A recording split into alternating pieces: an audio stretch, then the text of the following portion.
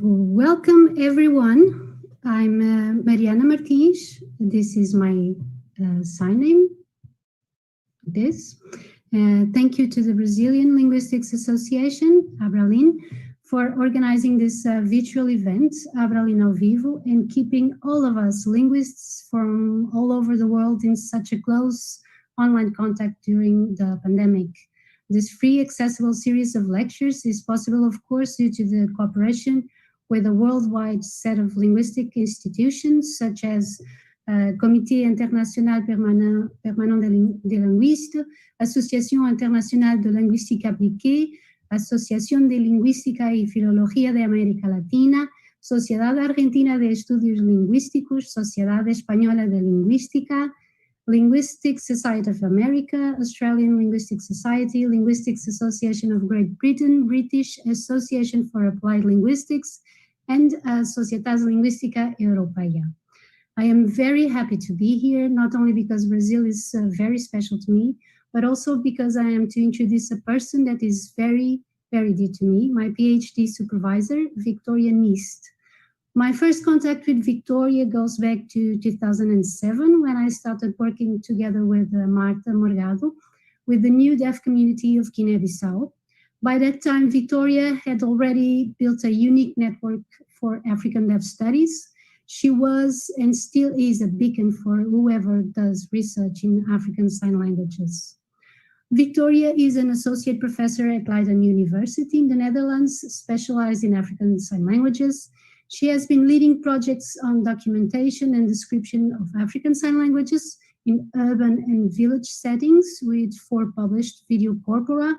Her project focused also on communication of deaf parents on gestures and specifically on size and shape depictions in countries such as Mali, Ghana, Cote d'Ivoire, Zambia, Ethiopia, Uganda, Kenya, and others. Together with Jane Gilchrist, they started the first workshop on African Sign Languages at the World Congress of African Linguistics in 2009, and also in her current project From Gesture to Language, Victoria and her team organized in Ghana the very first African summer school for deaf academics involving 11 African countries. Apart all this expertise, I am extremely proud and honored to work with a person that is always looking to empower the deaf. I will now give the screen to Victoria Nyst. This is her sign name, to talk about documenting and describing gestural environments of sign languages. And please feel free to pose your questions in the chat during the presentation. The screen is yours, Victoria. Success. Wow. Thank you very much, Mariana, for this wonderful introduction. And of course, a big thank you to the organizers of Abralin. I feel very honored to be here and excited to be able to talk about the topic that I'm really fascinated by at the moment, which are the quotable gestures and the relation or the impact they have on the structure of sign languages. I will also share my screen, of course. And let me set that up. Here we are. Right. So I will talk about why I think that we need a systematic documentation of quotable gestures and their areal distribution, and why that is indispensable for a good understanding of sign language typology. The talk will have basically 2 parts. The first part, I'll try to show why I think this is so important. And in the second part, the at least as important question of how can we do that? What kind of methodologies can we use for that? Well, in recent years, of course, we've seen more and more studies on the kind of parallels between gesture and sign language structures.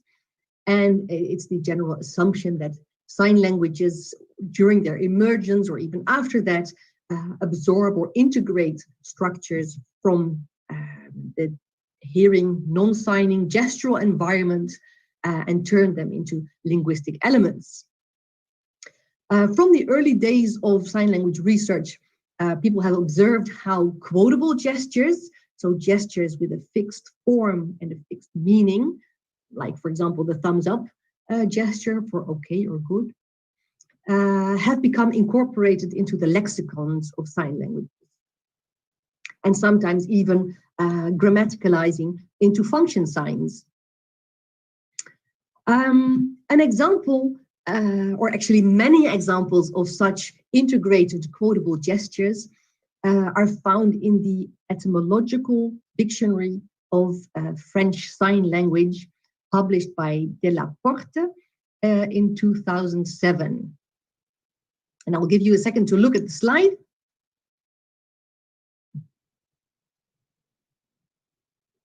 And actually, this example that you see here is about the sign, one of the signs for nothing in French Sign Language. And it moves from the thumb from below the chin as depicted in picture 4. So nothing. And Delaporte says, well, this sign is actually based on gestures used by the hearing community, as depicted in picture 1 and 2. The gesture in picture 1 is a very well-known gesture, I think, at least in Southern Europe.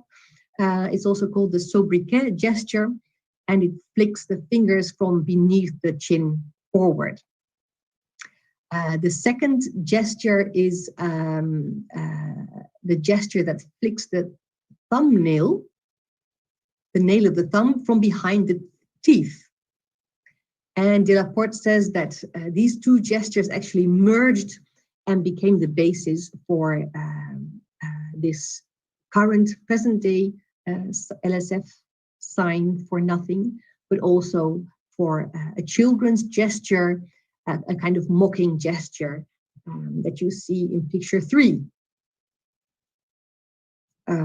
The sign nothing has also further grammaticalized into a negative suffix and found in, for example, combinations of sleep with the negative suffix, meaning insomnia, or children followed by the negative suffix, meaning infertile.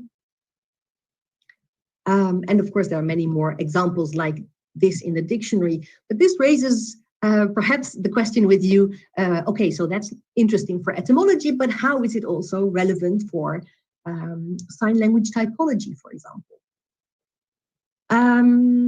To answer this question, I need to take you to a little diversion and to look not at quotable gestures, but at illustrative gestures. And I'll give you a second to look at the slide.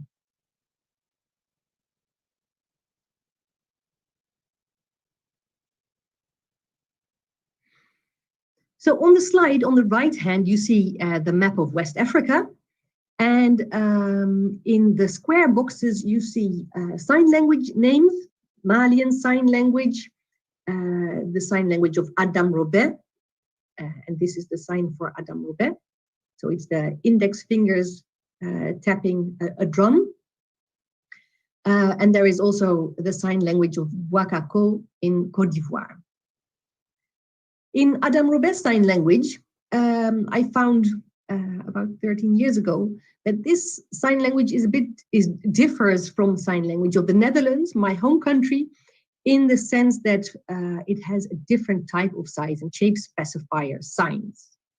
So it uses body-based size and shape specifier signs. So body parts are used to show the size of reference, as depicted, an example in picture 1.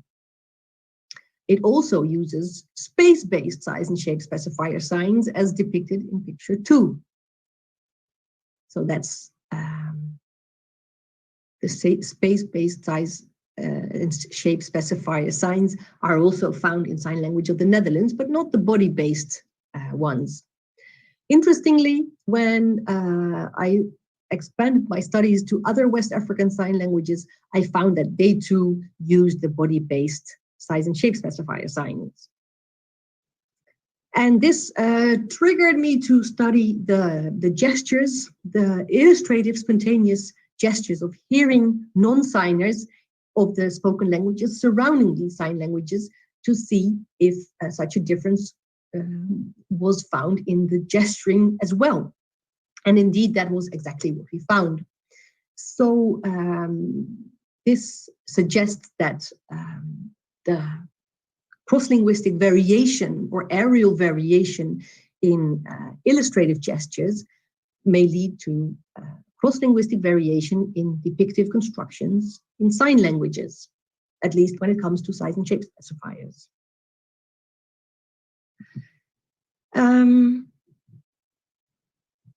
Of course, this raises the question, to what extent quotable gestures, like illustrative gestures, may influence the structure or lexicons of sign languages as well. I think it does, and I will present 3 cases to help us reflect about how this may be the case. The first case is the sign refuse. And again, I will give you a second to look at the slide.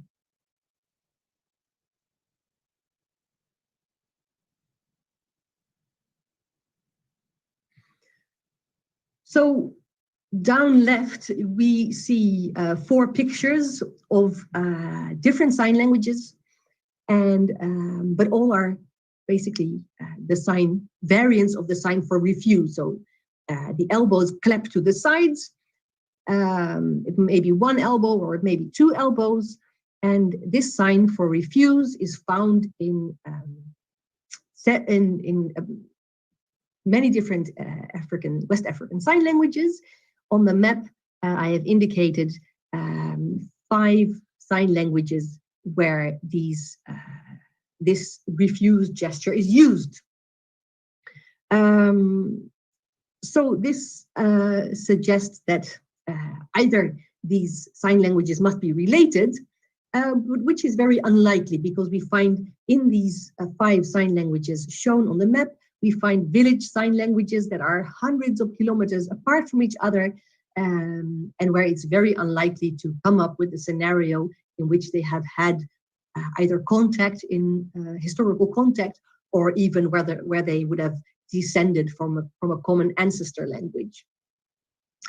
And indeed, later on in this presentation, we will show that indeed this came from, there is a parallel quotable gesture in many countries in West Africa. Okay. Case 2 are the gender classifier handshapes that we find in the Japanese sign language family. So this family is actually the only family, as far as we know, in the world that uses gendered classifier handshapes. So whereby an extended pinky refers to a female referent, and an upright thumb to a male referent.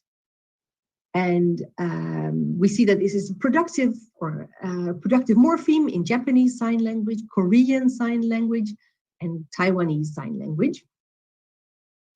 And in Japanese culture, the extended the extended pinky finger is a common quotable gesture to meaning girlfriend, as indicated on the picture on the slide.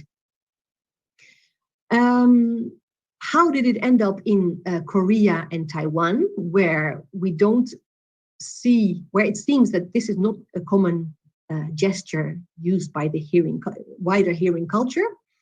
Here we see that the gendered classifiers were actually introduced with Japanese sign language during the occupation by Japan of these 2 countries in the first half of the 20th century.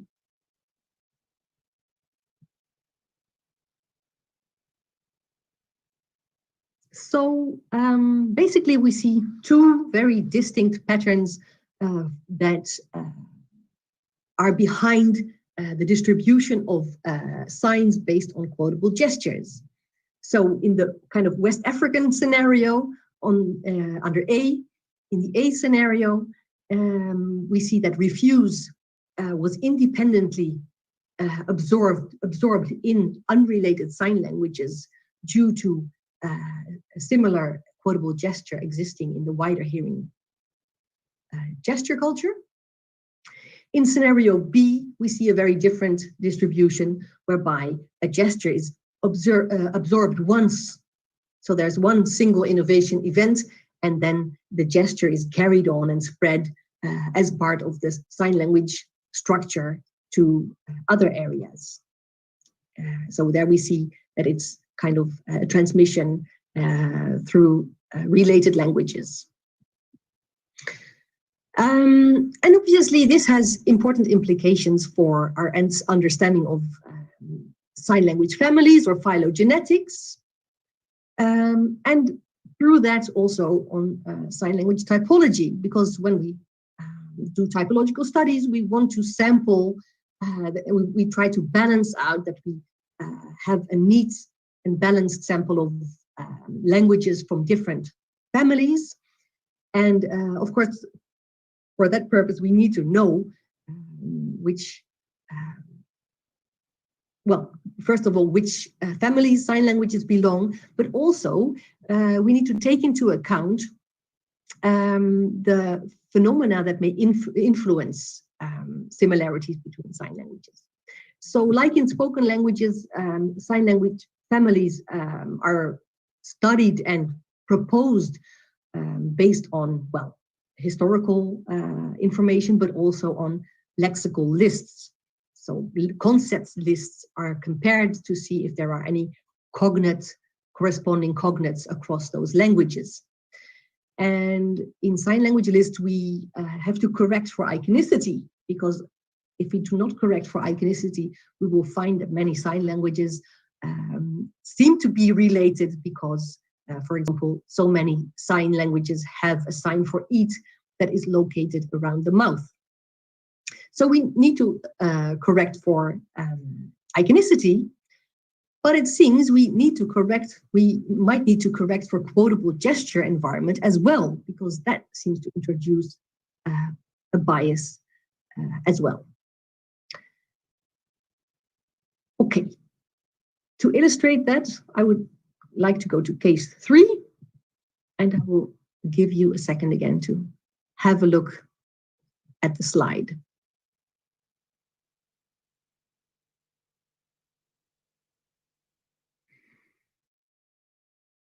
The slide actually represents instances of the sign nothing that we saw in French sign language previously. So the homophonous or formationally similar signs are found in various European sign languages. As you can see, Irish Sign Language has a virtually identical sign meaning nothing, and ASL has slightly altered the meaning and perhaps function of the nothing sign, and it has become a more general negative marker. In the other European sign languages, we see negative meanings as well, but sometimes related to failure in Dutch Sign Language and Portuguese Sign Language, sometimes to damage, and sometimes a more kind of mocking or mischievous meaning, like in British Sign Language, where we see tough luck, and the literal meaning of mischief in Dutch Sign Language and Swedish Sign Language. So we see related meanings, most of them negatively inspired, and we may wonder, why is this? Is this merely a coincidence or not? And to what extent do we see a pattern that resembles say, the transmission pattern that we saw for the Japanese sign language family, right? Where we see that there is basically a transmission of a signed form. And that is, for example, what seems to be the case for ASL and Irish Sign Language, which are both known to be related to French Sign Language. But it is less clear how this would work out, for example, for British Sign Language, of which we know that it is claimed not to be related to French Sign Language. Of course, this could be a borrowing, but it could also be that there is a gestural substrate to it. Now, I have been bothering a lot of people in the past weeks, sorry for that, asking them if they knew a gesture like this in the hearing culture or the hearing environment. And I also went through, looked for, scrutinized a lot of books that claim to be gesture dictionaries and studies on gestures. And I did come across a number of gestures that seem to be at the source of these signs. So one of the examples I got is from a colleague from Italy, and she showed there is actually 3 variants of the sobriquet gesture with 3 different hand shapes, one of them with an extended thumb, as you see in the pictures below on the right hand.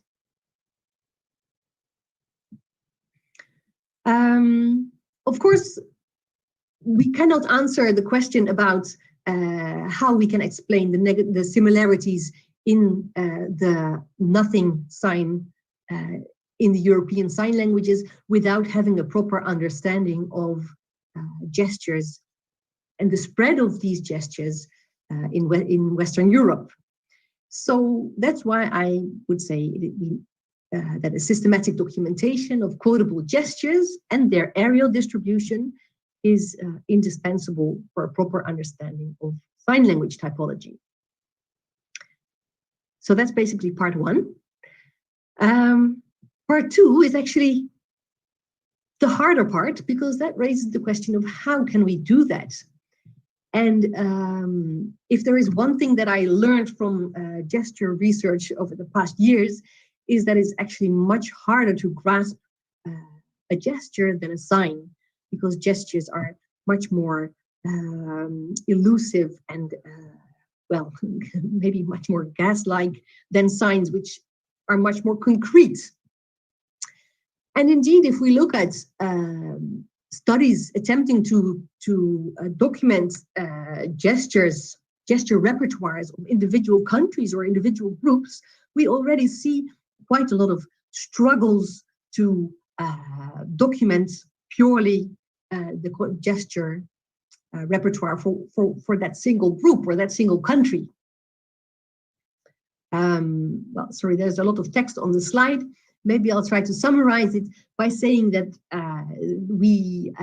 things that we need to take into account is, for example, iconicity. When do people recognize the meaning of a gesture because of iconicity, and when do people recognize it because of conventionalization? What is the role of context and facial expressions? So one of the studies blocked actually the access to the facial expression and tested to what extent quotable gestures are still recognizable. Also, how do you take into account, or how do you go about the fact that gestures often have a range of related and interlocking meanings, with interpersonal variation in their use and context-dependent variation?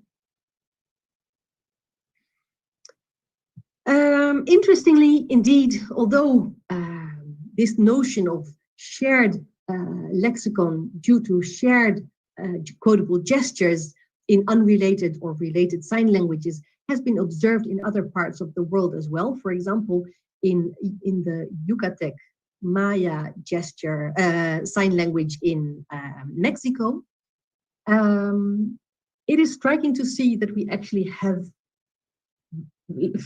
almost no studies looking at the areal distribution of gestures.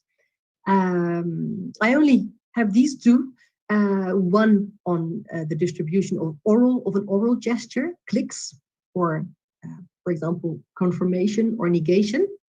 That's a study by Gill, G-I-L, 2013. And the only study I'm aware of looking at the distribution of manual quotable gestures is the one published by Morris et al. Almost 40 years ago, and entitled Gestures, quite appropriately so. And if you know of any other studies that look at the areal distribution of gestures, I would be most grateful if you could let me know. Okay, so what did Morris et al. Do? They really set up this very impressive project, it seems, where in 3 years' time, with 4 co-authors and a whole team of interviewers, they visited 40 locations in Europe, mostly Western Europe, because I guess because of the Cold War, Eastern Europe is not represented in the book. And they interviewed 30 participants, all men between 20 and 40 years old. And they tried to select people who were, who didn't look like very rich people who might have traveled, but more like a local profile. And they showed pictures of 20 gestures, 20 quotable gestures that you can see on the slide here.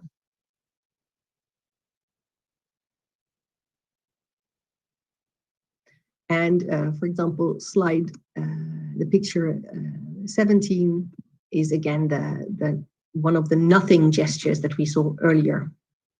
And they asked, is this gesture used around here?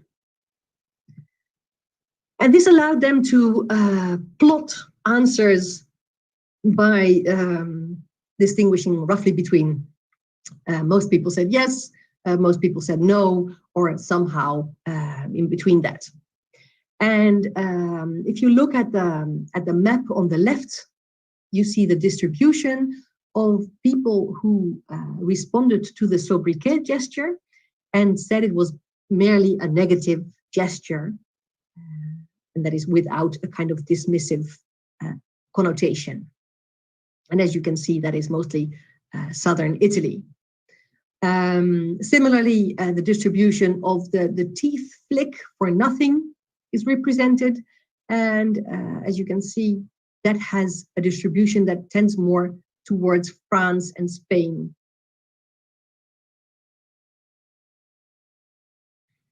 The third example, or the third map, represents the distribution of the backward head toss for negation or for negative. And as you can see, that centers around southern Italy and Greece.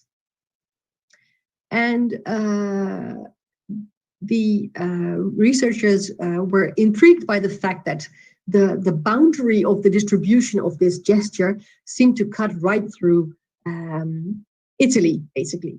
And they were so curious to see if they could really establish where the isogloss of this gesture would be, because above, above in northern Italy, it's the negative, the negation is expressed by a left and right head shake. And in the south, you see the backwards head toss. So what they did was zoom in, and they asked many more people, so I think 750 respondents in Italy around Naples about their gesture, their head gesture for negation. And they found that. They found a very clear isogloss for this gesture. Okay, so that sets the standard high, I would say. A very impressive study, and almost intimidating, I would say. also in view of the fact that West Africa is like 3 times bigger than Western Europe, with many more different ethnic and linguistic groups, with hardly any studies on gesture use or on quotable gestures or gestures at all. And also, well, not a huge funding, not a huge project with funding for many years to solely focus on quotable gestures.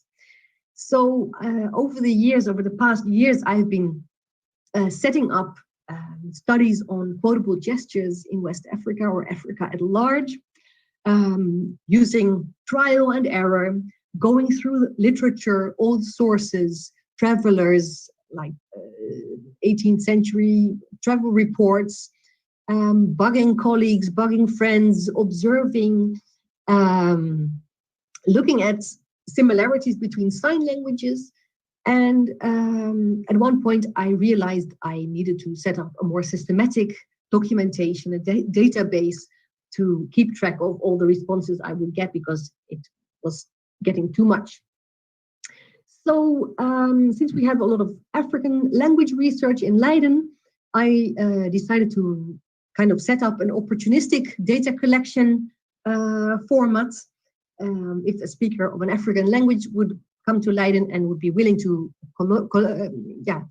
participate in a gesture collection session, I would grab that opportunity gladly, and would go through a preset menu of tasks to look at not only quotable gestures, but also illustrative gestures and other spontaneous gestures.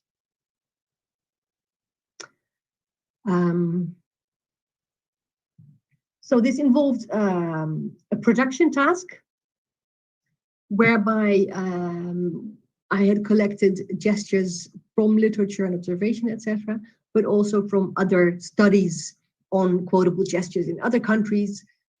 They would work with the lists of meanings or messages, as they're often referred to. And so I would basically do an interview and go through all the messages or meanings to see if the respondent had a gesture for that. And it was interesting to see that people generally had quite conscious and clear ideas about whether or not a gesture was used. So that was encouraging. I also included a gesture recognition task with 32 clips, and asking if the person would recognize the gestures. Initially, we just we kept the responses on paper, but later we filmed it in case people would volunteer interesting alternative gestures, sorry.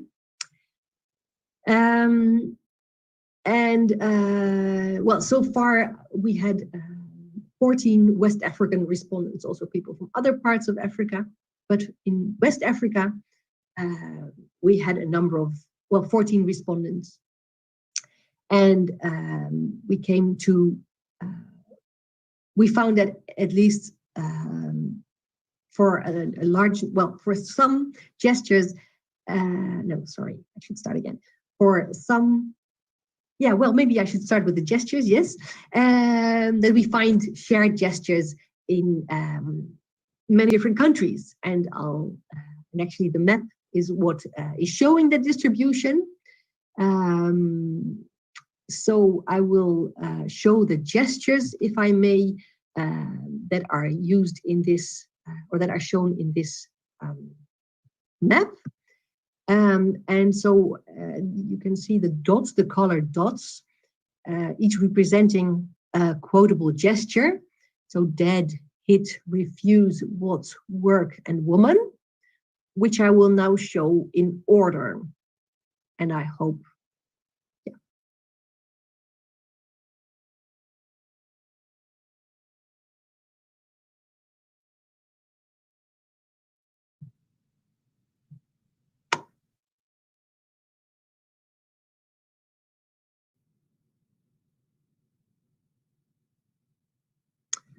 okay, I hope that was clear. And as you can see,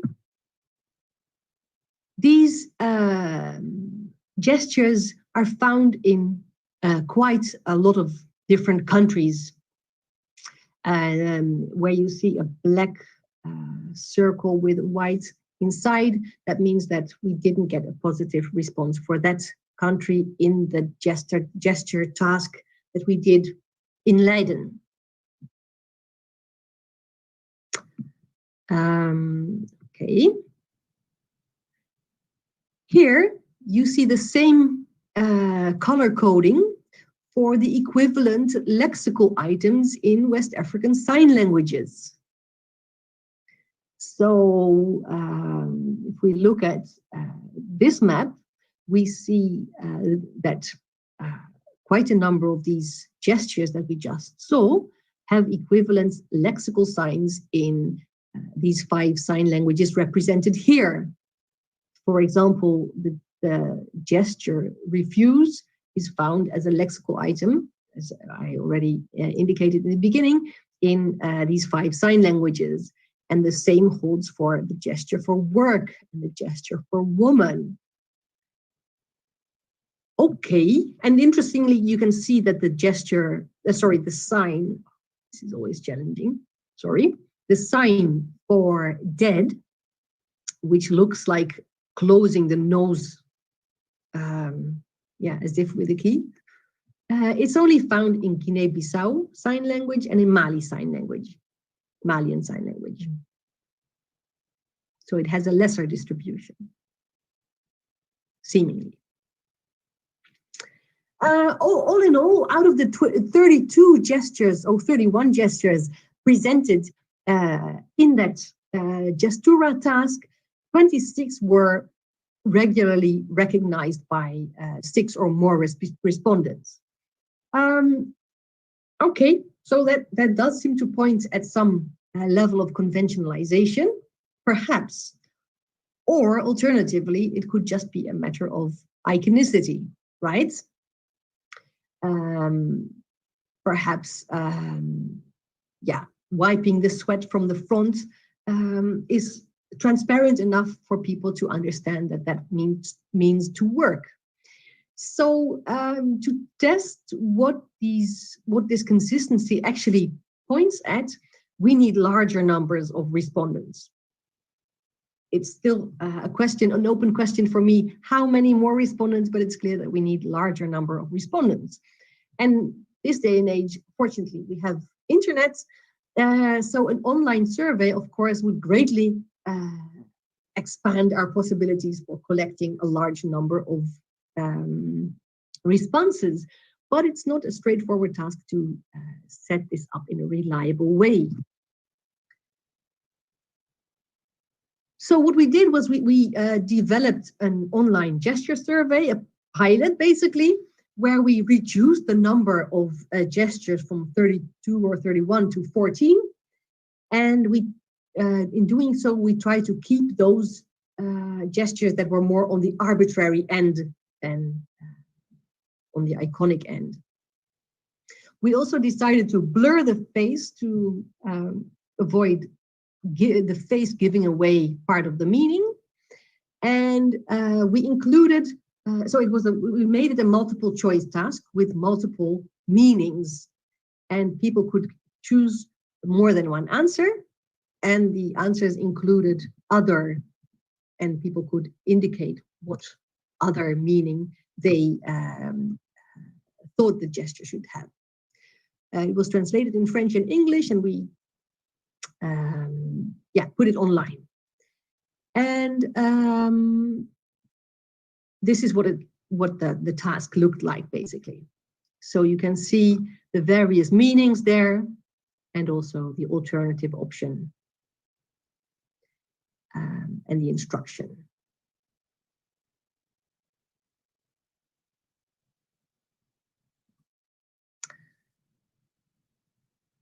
Well,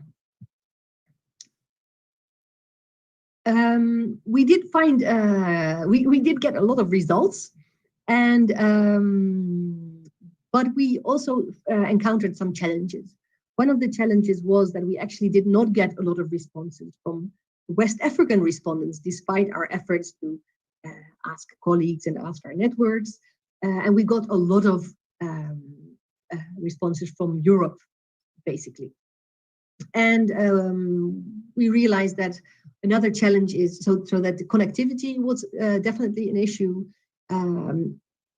The access to a device is an issue, but there is also the bias in language, because the task was not translated into local languages. So there were the use of this online methodology actually introduced quite some biases. Of course, the advantage was that everybody could see a video, so that made it quite consistent, the input. And after a lot of extra effort, we ended up with 74 respondents from West Africa, and we decided to compare them to the 80 respondents from the Netherlands to see if we could find some patterns there. Statistical analysis was another setback, I would say. So the fact that we had multiple answers and the other option, and the fact that people could opt for multiple answers makes a statistical analysis challenging. But the pre-statistic results, I would say, do suggest that that there are significant, well, maybe not significant, but I mean, clear differences in responses. For example, in the interpretation of refuse, but also in dead and also in woman. I'll give you a second to look at that.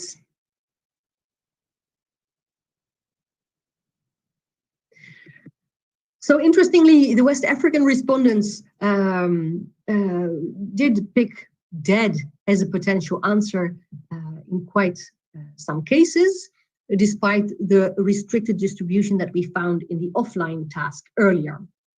The Dutch respondents from the Netherlands have quite often opted for secret as an answer. And here we seem to have a case of competing gestural forms. So the secret option was actually chosen because of the similarity of the gesture, of the dead gesture, which looks like closing the nose with a key.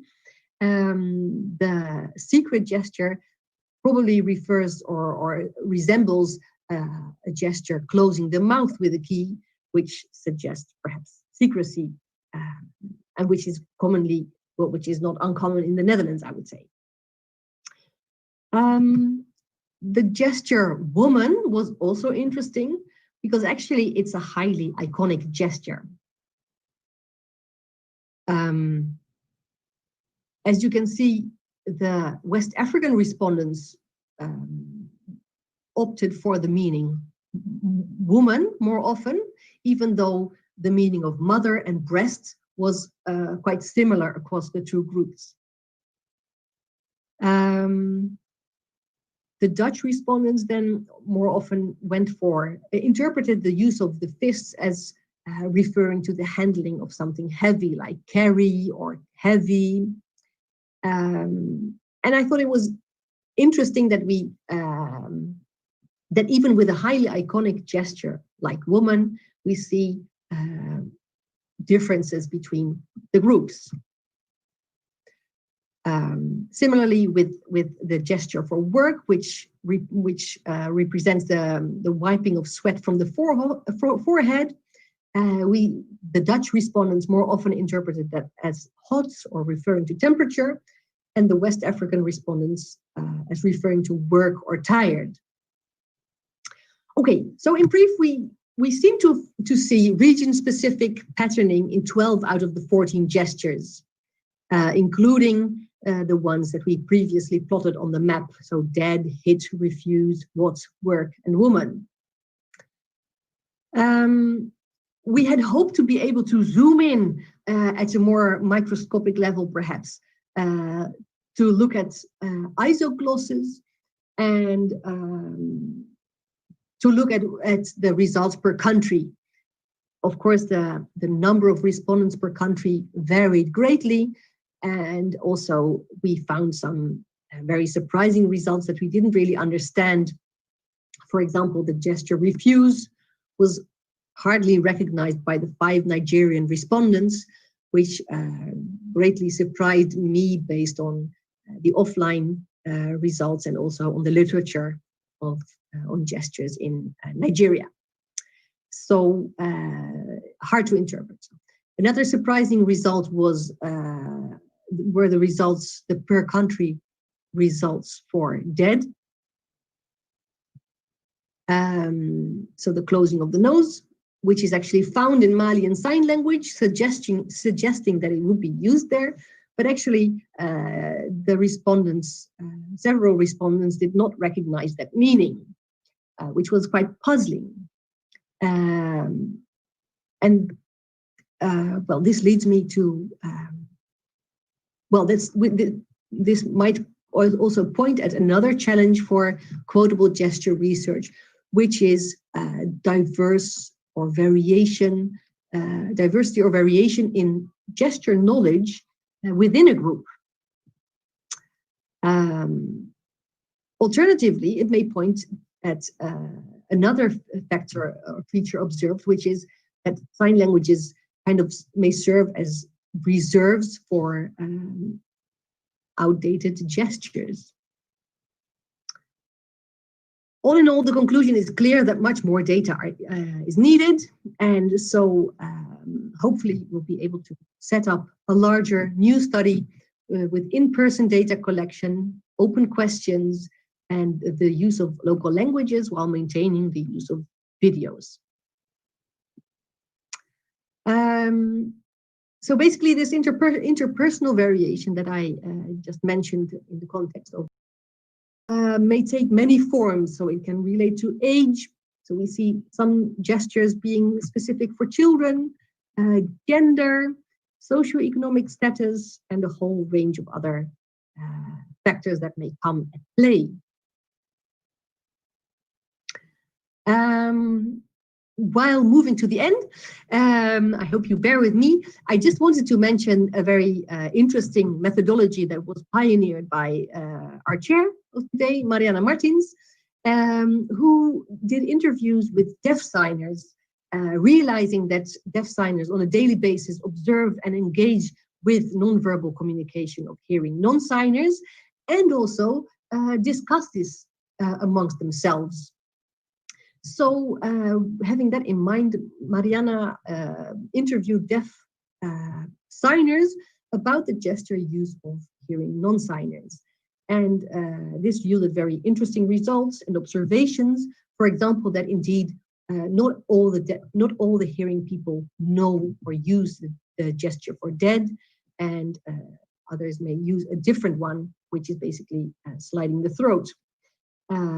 They also commented on gender variation in gesture use. So all in all, this seems to be a promising, interesting window on gesture use that would be interesting to expand. So to conclude, a lot of text here again, sorry.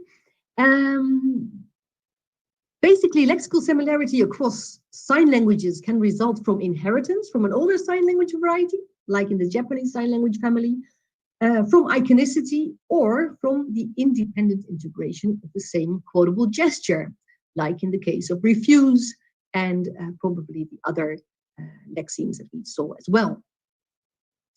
The case studies show that we need to carefully study the areal distribution of quotable gestures to say anything solid about this influence.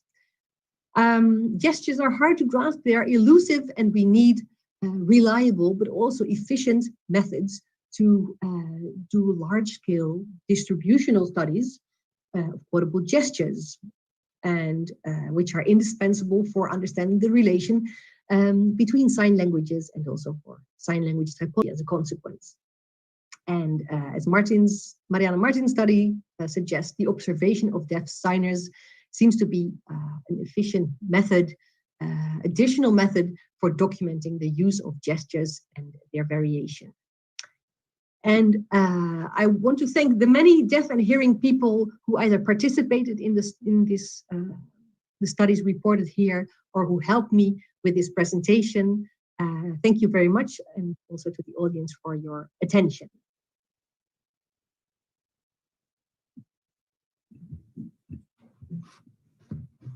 Thank you, Victoria. This is such an interesting topic, and you made it so clear. Thank you.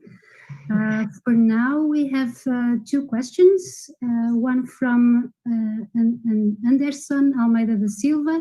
He asks, what is the difference between quotable gestures and emblems? Yes, thank you. Sorry, I think I skipped that part. I use it as identical terms. Sorry, I should have mentioned that. Thank you for clarifying that. Okay. Also, David Saavedra, more as a comment, says that Colombian Sign Language also has a similar sign that maybe comes from the gesture, this one. Also with a negative connotation, meaning worst. So, yeah. Wow. That's wonderful. That's a wonderful comment. Thank you so much. I'm very happy for such contributions. Thank you very much. Well, for now, no more questions, but if you don't mind, I have a couple of questions. Why is it so difficult to find repertoires of gestures for different countries and regions? Yeah. Well, I think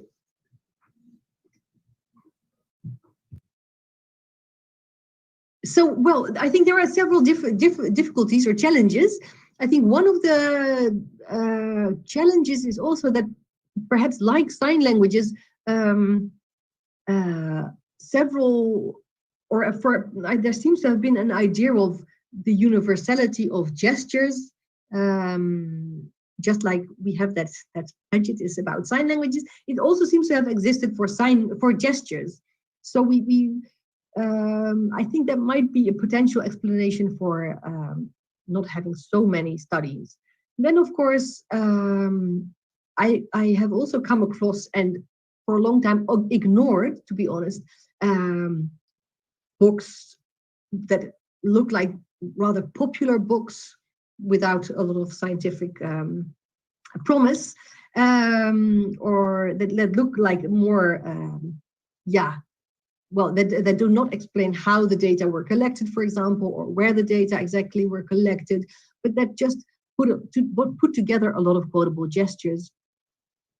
I think they are actually more valuable than we may think. But indeed, I think also the fact that printing pictures and printing drawings is just expensive and time-consuming. I think that might be part of the challenge as well. I don't know if that answers your question, but those are some thoughts I have. Talking about methods, what would you think would be like this a good method to study gestures? Yeah, I think that is a very big challenge. I think that is something we need to find out. For sure, it looks more and more like we need a lot of resources, human resources, and also financial resources to document this. And I also think that we probably need to come up with a combination of multiple methodologies, trying to look at gestures from several perspectives, to discovering an elephant in a dark room, right? Is that the metaphor? I don't know. If you feel here, you'll feel the trunk. Somewhere else, you'll feel a leg. So I think if we use different methodologies and put those together, we will get a richer understanding of gestures, quotable gestures, and hopefully their spread. But definitely, I think that your methodology of looking at or asking deaf people about their observations, I think is a very promising methodology that would be very nice to elaborate further. Yeah. Well, still no more questions. So I don't know. All was clear. You want to say anything else? Yeah, well, I would like to thank you all for being here. I can't see you, unfortunately, only you, Marianne. But thank you, and also thank you for the questions and the comment that was given. Very interesting. And if anybody has questions or comments later, feel free to contact me. Thank you. Well, we have another question here.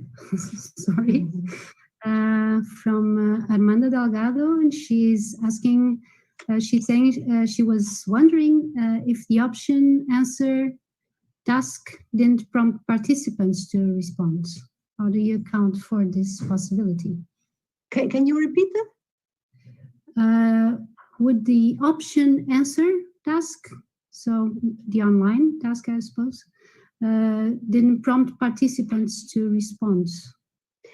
Yeah, if I understand your question, if that didn't bias or push the respondents in a particular direction, I don't know if that's what you're asking.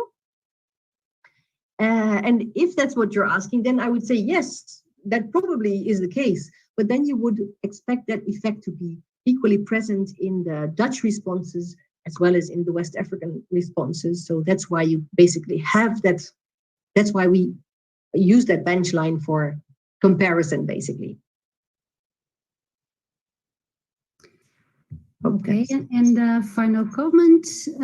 Very interesting your research. There is no standard in gesture world. No standard in? Gesture world. Right. Thank you too. Thank you, Victoria, and thank you, Abralin, and thank you everyone for being here. And please continue watching the series. Bye.